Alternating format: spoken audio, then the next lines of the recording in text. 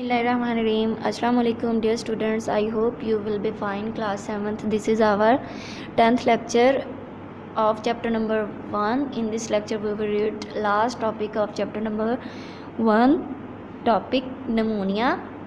So let's start the lecture. So first of all open your books from page number 11. तो बेटा आज जो हमने टॉपिक पढ़ना है वो है नमोनिया. अब नमोनिया भी क्या है, एक कॉमन डिसऑर्डर है. किस चीज़ की? रेस्पिरेटरी सिस्टम की. तो पहले हमने जो लास्ट लेक्चर में पढ़ी थी वो क्या थी? कॉमन कोल्ड थी.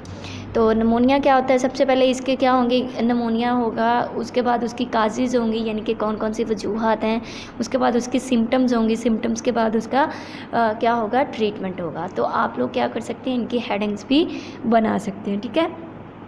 तो सबसे पहले क्या है? Pneumonia is an infection that affects the lungs. Pneumonia क्या होता है? एक इन्फेक्शन होता है जो कि हमारे फेफड़ों को असरअंदाज करता है.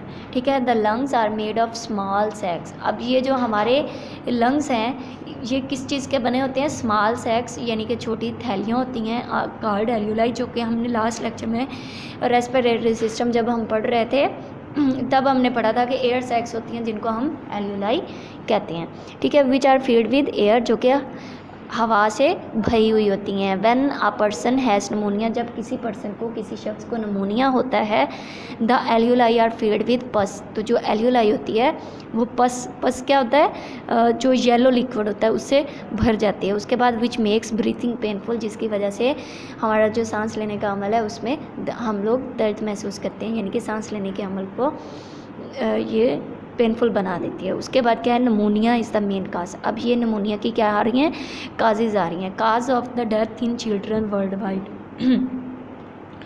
ठीक है. सॉरी, अब यहाँ पे वो हमें इसकी काज बताएगा कि ये किस चीज़ की वजह बनता है. तो बेटा ये क्या है कि pneumonia is the main cause of the death in children world wide, कि जो नमोनिया होता है पूरी दुनिया में बच्चों की डेथ का बाइस बनता है, यानी कि बच्चों की मौत की वजह बनता है. ठीक है. उसके बाद क्या है? Common symptoms. अब इसकी सिम्टम्स आ जाएंगी. सिम्टम्स इसकी क्या हैं? कॉमन सिम्टम्स, आम अलामत ऑफ नमोनिया. नमोनिया की आर कफ, खांसी, फीवर, बुखार, नेज़ल कंजेशन, नाक से खून बहना, रैपिड ब्रीथिंग, तेज़ सांस लेने का अमल विद विजिंग, खरखराहट साउंड. ठीक है. विजिंग साउंड, खरखराहट की जो आवाज़ होती है, चेस्ट पेन, छाती का दर्द, लॉस ऑफ एपिटाइट यानी कि भूख का मिट जाना. ठीक है. तो ये सारी क्या हैं? इसकी सिम्टम्स हैं. उसके बाद क्या है? यहाँ पे हम इसकी प्रिवेंशन मेजर्स पढ़ेंगे, यानी कि किस तरह से हम इसका ट्रीटमेंट कर सकते हैं. Visit your doctor as soon as possible to treat pneumonia. वो कहता है नमोनिया का इलाज करवाने के लिए जिस कदर या जितनी जल्दी पॉसिबल हो, मुमकिन हो, आप अपने डॉक्टर को दिखाएं. ठीक है. Your doctor may prescribe and antibiotic medicine. तो जो आपका डॉक्टर है वो आपको किस चीज़ का? एंटीबायोटिक मेडिसिन का यूज़ करने के क्या करेगा? प्रेस्क्राइब करेगा.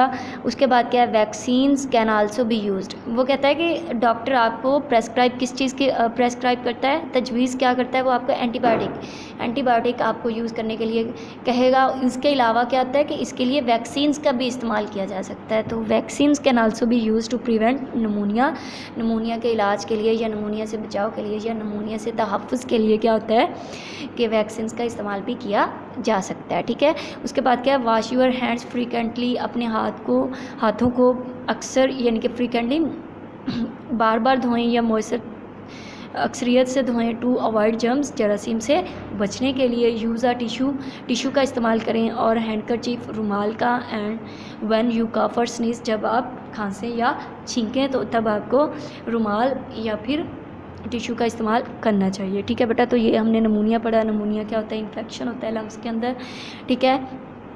और उसके बाद ये क्या है? पूरी दुनिया में बाइस बनता है बच्चों की मौत का. और उसके अलावा क्या है? इसकी सिम्टम्स हैं cough, fever, nasal congestion, rapid breathing, wheezing sound, chest pain, loss of appetite. उसके अलावा इसकी यहाँ पे हमें प्रिवेंशन मेजर्स बताई हुई हैं कि किस तरह से हम, तो हमें डॉक्टर को जल्दी से जल्दी चेक करवाना चाहिए. जो डॉक्टर है वो हमें एंटीबायोटिक देता है या फिर उसके साथ वैक्सीन का भी इस्तेमाल कर सकते हैं. और उसके अलावा हमें जरासीम से बचने के लिए बार बार हाथ धोने चाहिए और टिशू या रुमाल का इस्तेमाल करना चाहिए जब आपको खांसी या छींकें. ठीक है.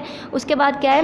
कीप योर लंग्स हेल्थी, हम अपने जो फेफड़े हैं उनको हेल्थी सेहतमंद किस तरह से रख सकते हैं। Fruit and vegetables contain vitamins, ठीक है, जो विटामिन्स और यानी कि जो फ्रूट्स और वेजिटेबल्स हों वो वाले हमें यूज़ करने चाहिए जिनके अंदर विटामिन्स हों, और vitamins keep our lungs healthy, और ये क्या करते हैं, हमारे फेफड़ों को सेहतमंद रखते हैं। उसके बाद एक्सरसाइज लाइक रनिंग, हमें वर्जिश करनी चाहिए। कौन सी वर्जिश करनी चाहिए? रनिंग, दौड़ना, वॉकिंग, चलना, स्विमिंग, तैरना, जंप करना, साइकिलिंग, ठीक है, ये सारी क्या हैं, ऐसी एक्सरसाइजेज हैं जो कि हमारी गुड फॉर आवर लंग्स होती हैं, हमारे फेफड़ों के लिए अच्छी होती हैं। उसके बाद क्या, अवॉइड स्मोकिंग, यानी कि स्मोकिंग से बचना चाहिए, तंबाकू नोशी नहीं करनी चाहिए। Smoking is the main cause of lung cancer, यानी कि हमारे फेफड़ों के कैंसर के जो सबसे अहम वजह वो क्या है, स्मोकिंग है। उसके बाद लीफी ग्रीन वेजिटेबल्स, यानी कि जो सब्ज़ वेजिटेबल्स हैं, सब्जियां, उनका इस्तेमाल करना चाहिए, जैसे कि स्पिनच, पालक और उसके अलावा साग वगैरह है, ठीक है।